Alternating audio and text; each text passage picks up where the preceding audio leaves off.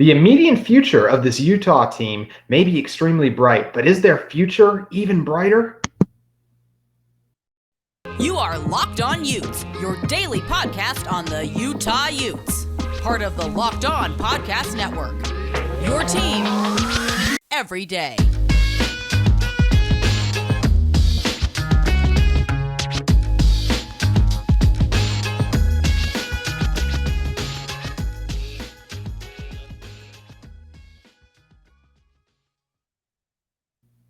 Hello, everyone, and welcome to Locked On Utes. Thank you for making Locked On Utes your first listen every single day. I'm JT Wistrcill, and on today's show, we're going to be talking about what is the best recruiting class in Utah history, the 2023 recruiting class that the team's going to bring in this next year. And in order to do that, I want to bring on a dear friend of the show, Cole Bagley. Cole, how are you doing today?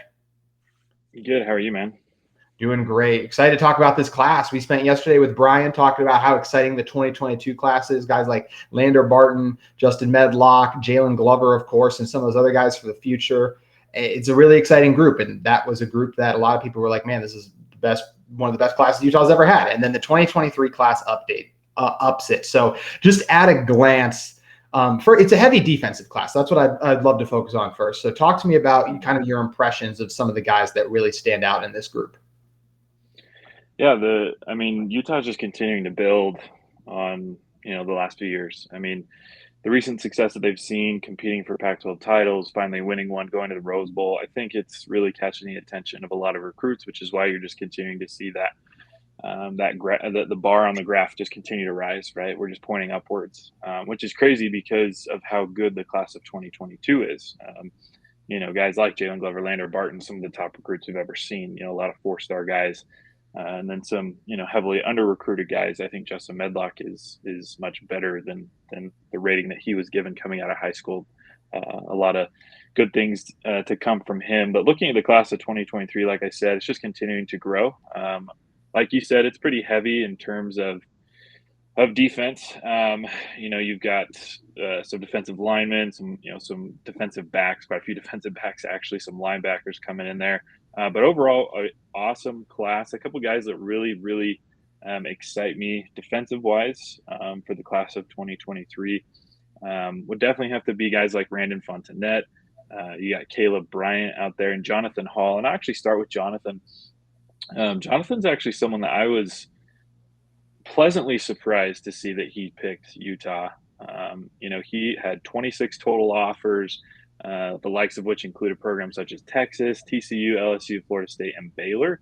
But he decided to go with Utah, which was fantastic.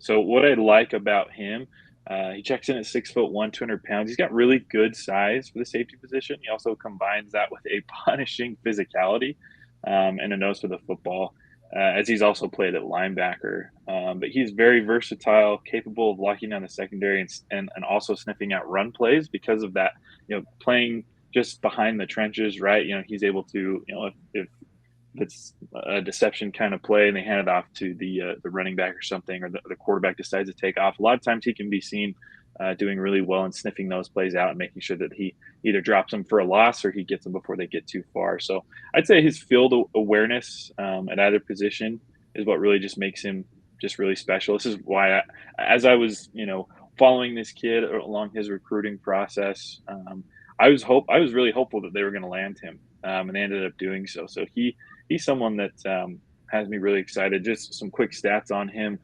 In regards to his junior season, he led his high school squad with 99 total tackles, 4 interceptions, 3 tackles for loss, and 2 fumble recoveries, which is crazy that he's only rated a 3-star to me. This is a guy I think that has 4-star potential, but even if he doesn't achieve that, at the end of the day, stars don't really matter. It's more about what the guy can do on the field. And to me, this is a guy that's going to fit right in with that Utah secondary, that RSMB culture.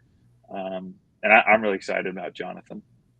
Yeah, a great get for Utah. As you mentioned, one of those guys who has a ton of offers, and similar to how last year they scooped a guy in Lander Barton, as you kind of talked about, who had tons of offers. He had Jim Harbaugh showing up to his game in khakis, and Utah was still able to bring him home and keep the family connection going. And you made such a good point about the stars on some of these guys. It's so much about development. And I feel like that's another thing that a lot of these recruits are probably attracted to about Utah is they're going to get coached. The priority is to win. It's a really good culture that Utah has established. And it's a culture that you also seen guys go to the NFL through Utah. I talked about it recently, the draft stock of a bunch of the Utah players, and going back to just as recently as that 2020 draft where they had 7 Utah guys drafted and just had a first rounder a year ago and a guy in Devin Lloyd. So you can make it in Utah. So, well, another guy I wanted to talk to you about, you mentioned him a little bit, but Randon being the highest recruit in this class, what do you think he's going to bring to this program? I think he brings a lot of potential. He's primarily operated as a quarterback, but he shows a lot of opportunity to be developed as a defensive back. And what I like about really, I mean, he's had plenty of snaps playing at defense, seen a fair share. He registered 32 tackles and 2 interceptions last season. But what's great about this is that you're getting a guy that has primarily operated at quarterback with the athleticism and the size and just kind of the awareness to easily make that transition over to the defense. It's a guy that in playing quarterback, he obviously knows what to look for on defense. He's a guy that's going to understand how to read a quarterback's eyes. He's going to be able to see, predict plays, know where the ball is going, and be able to read the quarterback's body language in order to, make stops and break up passes. And so what I like about him defensively, he's explosive, really good speed, quick feet, really, really good stellar lateral movement. A lot of that I've seen him in his tape is, offensively, but he's a guy that, at quarterback is able to really easily escape defenders, very quick. He can move in and out of holes and whatnot and creates a lot of opportunities for himself. And so that's going to just translate to the defensive side of the ball. That quick lateral movement, that speed, that field awareness. He'll put himself in the right position to make plays. Just really, really good vision. So he's a guy that Utah should be excited about. And, he recently was able to win an award at a 1v1 camp. King of the City camp is what they call it. It's out in Texas. Just 1v1 battles, and he won defensive MVP. So clearly this is a guy that knows what he's doing, and he'll transition great to the defensive side of the ball. Yeah, and we know what a great job this team has done. They're not in the, let's say, DBU conversation, but the way they've developed safety talent, they are one of those teams. If you look at a guy like Marcus Williams, even, who just got a massive payday with the Ravens, they've proven, Marcus Blair, another guy as well, they've proven they can develop safeties into elite players. When you got coaches like Morgan Scalley, Coach Sean on that side of the ball as well, it's just an elite group, and I'm excited to see what they're going to do. And I want to stay in the secondary as well as one of the guys who had one of the more memorable commitments to Utah, and I'd love to hear you share a little bit more about the story as well, is a guy in CJ Blocker, of course, announcing his commitment literally on the mic with everyone in the room like that. It was just a special thing. What are kind of your thoughts on CJ? Yeah, I like CJ a lot. Really good size for cornerback position, 6 foot, 165. I think what sets him apart, though, are his quick feet and really impressive speed.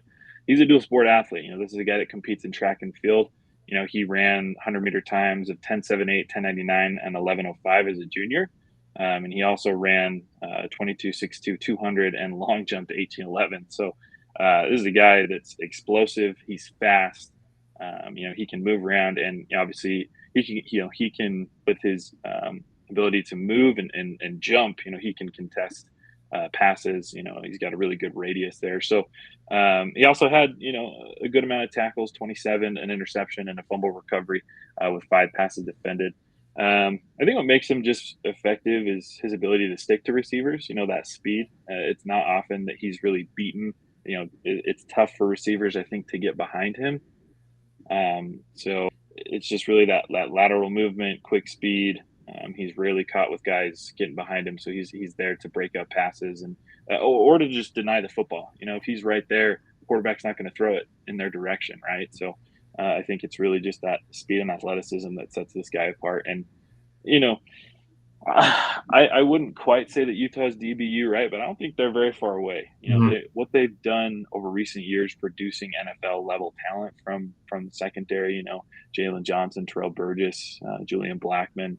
those are nasty defenders in the NFL, guys that you do not want to be lined up across from. And I think that that's really helping them to continue developing their secondary. Guys like CJ and Jonathan and Randon and Brandon. Speaking with Randon several times, he's super high on Morgan Scalley. And I think the things that he talked about is that Morgan just sees the field differently.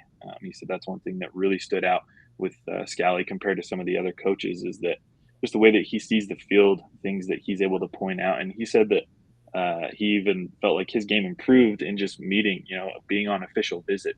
And I think that's true. He just won a one-on-one defensive MVP award. So I would say that Utah, if they can continue, bringing in guys like this, they're getting underrated players. These are guys that, like I said with Jonathan, that's a guy I think that's deserving of 4-star, and obviously Randon's a 4-star, and then CJ's not far off. I think if they can continue to bring these guys in and to show that, hey, we can develop guys that are 3 stars and under recruited and do it on a consistent basis, you're going to see more 4-star secondary defenders, sign up to join Utah in the future. And you talked about that NFL success. I mean, Jalen, obviously in a redraft, would go in the first round. Julian's another guy, I think, in a redraft. Yes, he got hurt last year, but would go in the first round. I don't know if Terrell would be a first rounder necessarily, but I think he'd definitely be in the second round. I feel like he's outperformed. Yeah. Was helping to win a Super Bowl, and they're going to have another guy who's going to go in the first round this year, and Clark Phillips as well. So Utah's done a great job building the secondary out, and just a great job recruiting as well. And we're going to continue talking recruiting in just a second. But first, I want to tell you guys about BetOnline. BetOnline is the fastest and easiest way to check in on all your betting needs. Find all your favorite sports and events at the #1 online source for odds, lines, and games. You guys know the national media is always low on Utah, so make sure you guys head over to BetOnline. Take advantage of some of those bets on win total. Will Utah win the Pac-12? All of those, great opportunity to cash in on the Utes. Also can look to other sports as well. We know the NFL season is right around the corner. Can cash in on a lot of those bets, as well as MLB season really getting into the gear as the final push gets underway after All-Star break. So BetOnline continues to be the top online resource for all your sports wagering information, from live in-game betting, scores, and podcasts. They have you covered. Head to BetOnline today or use your mobile device to learn more about the action happening today. BetOnline, where the game starts. Okay, so before we jump over to the offensive side of the ball, there was one other guy I wanted to ask you about, Cole, and that is Caleb Bryant. He's another guy that, just looking at him a little bit, is a guy 6'3", 250, defensive lineman. Seems like a guy I'm really excited to kind of see how this Utah team will grow and develop, considering the talent they've done and the job they've done developing along the defensive line as well. Caleb is vicious, man. I mean, this is a guy that, again, somebody else that following along his recruitment, you see, the offers rolling in, 26 as well, Miami, Mississippi State, Missouri. I believe he's from Mississippi. So, for Utah to secure a commitment from a kid that's, one of the top recruits out of the state of Mississippi and has an offer from one of those universities, that's a pretty remarkable thing for Utah to be able to do. And he did commit while on visit, which was really awesome. So vicious. I mean, he terrorizes offenses. History of blowing up the backfield. During his junior year, he had 14 tackles for loss and 11 sacks. So this is a guy that gets into the backfield, and he's just really explosive. He'll burst off the line. He'll fly right through that offensive line. Doesn't matter who it is, and he's got great size, 6'3", 250 pounds. And he's just relentless. He utilizes really good technique, explosiveness, and he quickly sheds blockers. This isn't a guy that's taking his time. It's like he's swimming him, he's pushing him away, or he's just putting him right into the ground with some ferocity. So he's really exciting. I think he's another fairly under-recruited guy. Watching his film, it's just like, man, some of these guys get disrespected with these 3-star ratings. But again, like I said earlier, it's not about the stars. It's more about, what can they do? And, I very much so trust Utah's recruiting staff. They know what they're doing. They've brought in a lot of talent that's been under-recruited before and produced NFL-level guys. So he's exciting. I mean, just absolutely vicious. A guy that very well, once he gets to Utah, could be the mayor of Sac Lake City. So he's exciting. Yeah, and that's always a great thing to have back, a guy that I think then there's a couple of guys who will be buying for that this year in Junior Tafuna and Van Fillinger. And you talked about kind of just the job Utah does developing talent. I mean, we just talked about these last 2 years have been two of Utah's highest recruiting classes ever, with this case being this one we're currently talking about being the highest ever. Yet they still won before that. That's because of that ability to develop that talent, as you've talked about. So now, if you consider like some of these guys, they're prospects, it's like they have all the gifts in the world. It's how you coach and can transform them, kind of like a moldable ball of clay. Like how can you make it in you?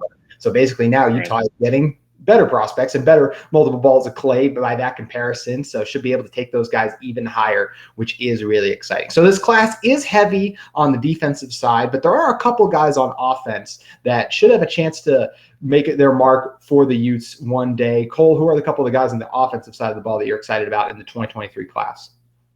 Yeah, I mean, obviously, any quarterback that you're going to get is exciting. Mack Howard, he's a special guy. He's got a lot of potential, and there's been some comparisons between him and Cam Rising, which I can totally see why.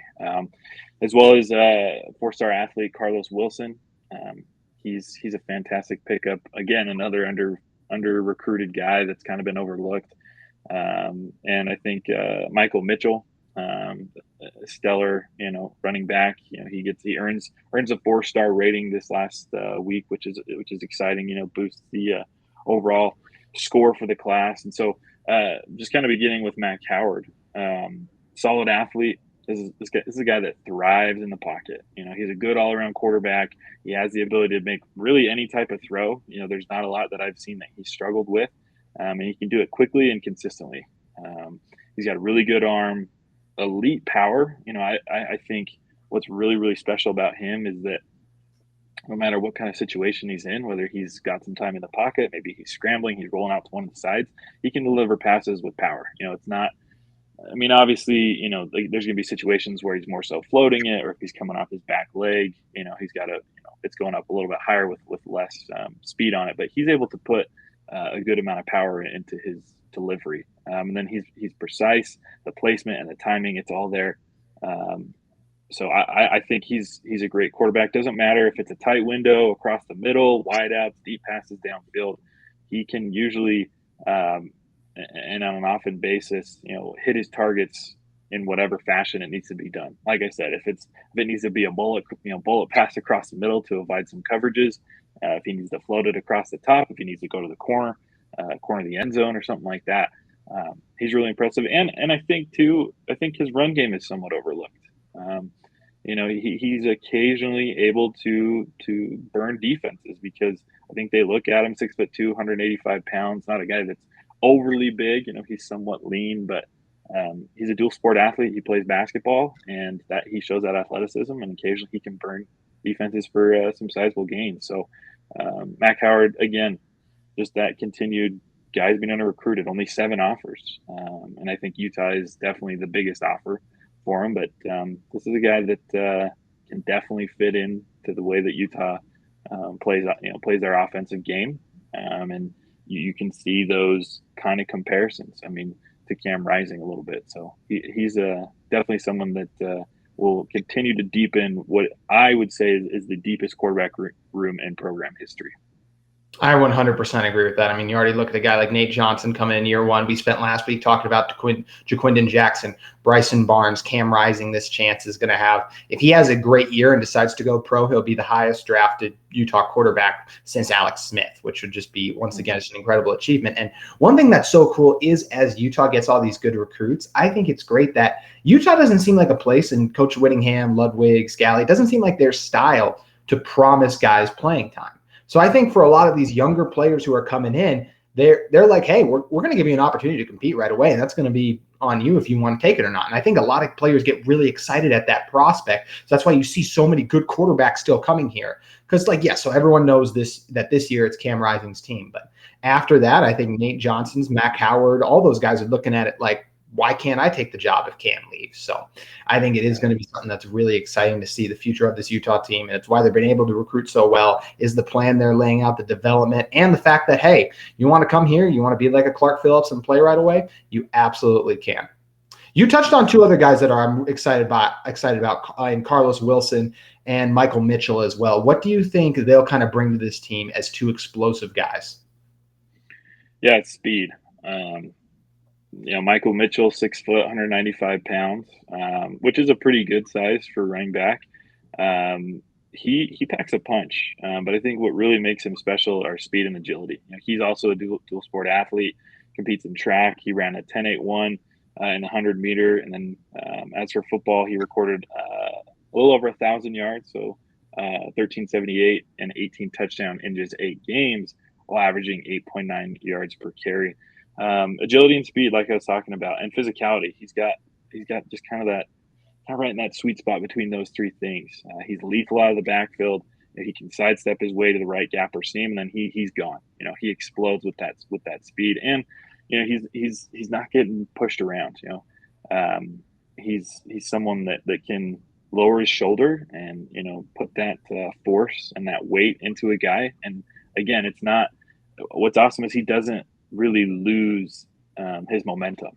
He's able to lower his shoulder, maybe put a guy down on the ground or bust through a seam at times, slipping through or creating his own gaps. And so it's just a really good combo. And that's one thing that's been kind of a theme for this class is there's a ton of speed here. A lot of dual sport athletes, especially in they got several running backs coming in as a part of this class. And a lot of those guys are running track. A lot of those guys are running it really, really fast.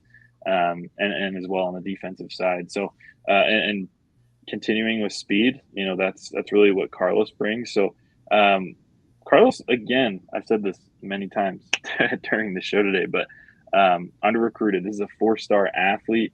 And I think he was overlooked because he did sustain a knee injury this last year that kept him out. But he was a reliable and productive weapon during a 6-game schedule in 2020. As a sophomore, he had 32 passes for 634 yards, so nearly a 20-yard average and 6 touchdowns.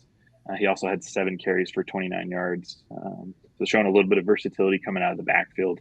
But yeah, despite that injury, he's back on the field as of late, feeling great in preparation for his senior year. He is being recruited as a receiver, but he can also play corner. But yeah, what I really like about him is just his speed, pure speed. He is able to burn guys, get behind guys.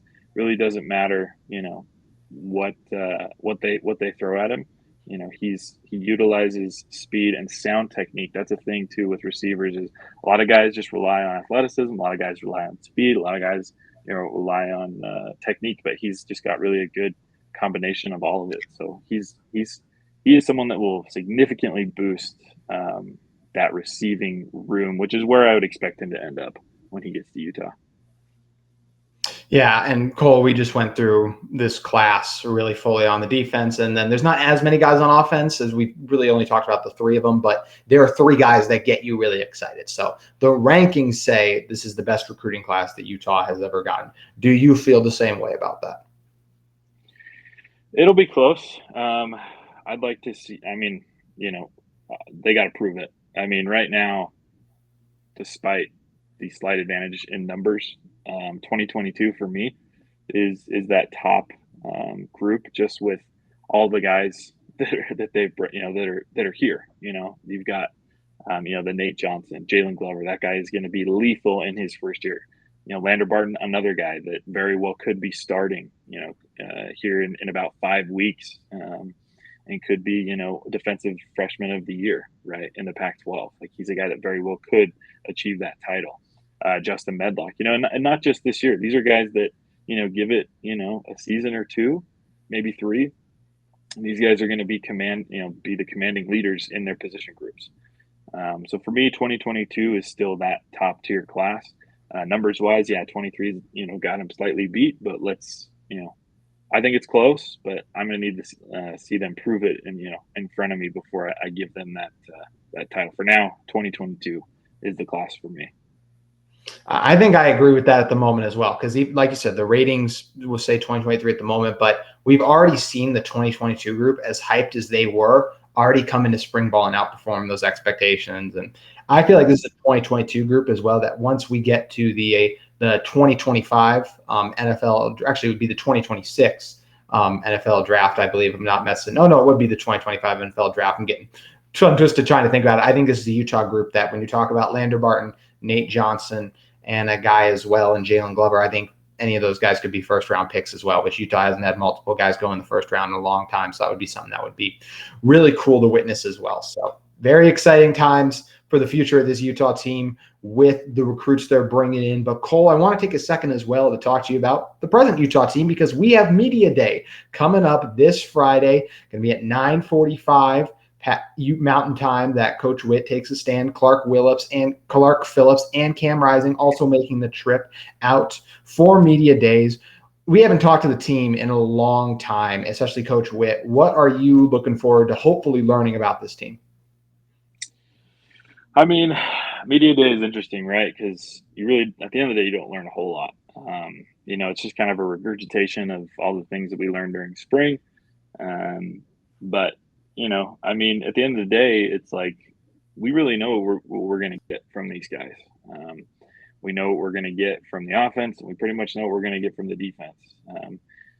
And the two guys that they're sending, you couldn't ask for better, representation of Utah. Cam Rising and everything that he's done, especially this last year, and the potential that we're going to see from him. It might be interesting if Cam's throwing a couple questions at his expectations, what he's looking for, maybe what his goals are for the season. Could this be Cam's final year at Utah? Does he have what it takes to sneak in, be a sleeper in the 2023 NFL draft? Obviously, Clark Phillips, I know his goal is to get there as long as he remains healthy and he does what he's been doing ever since he took the field in 2020. He's going to be a highly, sought after corner in the NFL. And so I don't think there's really a whole lot of questions to really consider. Especially for the first unit, there's things like, who's going to be QB2 and whatnot, and who's really starting at the linebacker position and those kinds of things. But I think overall, we know what we're getting out of these guys. What I'm more so interested in overall is, what are going to be the questions to the commissioner in terms of, where does the conference sit at, right? What's the future of the Pac-12? How's it looking? What are the updates there? Those are more the questions that I'm interested in. I think as far as, Utah goes, we know what to expect and what we're getting. Yeah, that is you're right. All eyes are going to be on the commissioner, seeing what those answers are going to be, as it is such an uncertain time. And will be interesting to learn just a few things about Utah team. But you're right, we definitely know most of it. Be interesting to hear the guys that Coach Witt, we mentioned, not much of a share, but I feel like he will share some of the health updates on some of the guys if they expect them to be ready to go kind of the first day of camp, whether it be Kump or Broadham, playing those positions as well as offensive line and then corner respectively. So it's going to be interesting to see Media Day, always an interesting time. And the biggest thing Media Day means is it means we're right around the corner of fall camp, which means we're that much closer to football finally being back. So huge thanks to Cole Bagley for joining us on the show today. Cole, what do you have coming up at FanNation this week? We've got we're sponsoring the Across the Green NIL golf event on Saturday. Which should be a lot of fun. We got about 25 University of Utah football players are going to be golfing with fans. I think there's still some spots open. So a group of four, it's $1,200, so it's about $300 per guy. You get a signed poster, you get to have lunch with the guys and get to golf. So it should be really awesome. Like I said, we're sponsoring that. You can check that out at Across the Green on Instagram or Twitter. And then we're just ready for fall camp. I mean, my life is about to turn upside down and be crazy, and scheduling wise, I'll be working, afternoons and nights and that kind of stuff, and that presents its own challenge. But it's my favorite time of the year. Summer's a nice little break, but the fact that college football is just over a month away, it's like 39 days before we kick off in Gainesville, which I'll be there for that. Special time of the year. It gives me goosebumps, man. Like I love college football, and I love being right in the middle of it, talking to these guys, learning more about them, and seeing them grow and develop and then perform on the field. So, it's a good time. We're excited. Nothing like football in the fall. Thank you guys for tuning in to Locked On Utes today and for making us your first listen. If you are interested in a second listen, recommend you check on Locked On Pac-12, where host Spencer McLaughlin and other Locked On hosts take you around the conference, dissecting the Conference of Champions, talking a lot about realignment. Right now, Spencer's doing a lot of previews for teams' upcoming seasons. He'll be talking about the Utes very soon. I was actually on last night talking about the Oregon Ducks. So really exciting times coming up in the conference. So make sure you guys look up. And as you mentioned as well, Cole, exciting times learning what the future of the conference is because of some of that unknown stuff and the answers we're going to get at Media Day. So make sure you guys tune in to Locked On Pac-12 for more of that. He's Cole Bagley. I'm JT Wistrcill. Thank you guys for tuning in to Locked On Utes. Have a great day.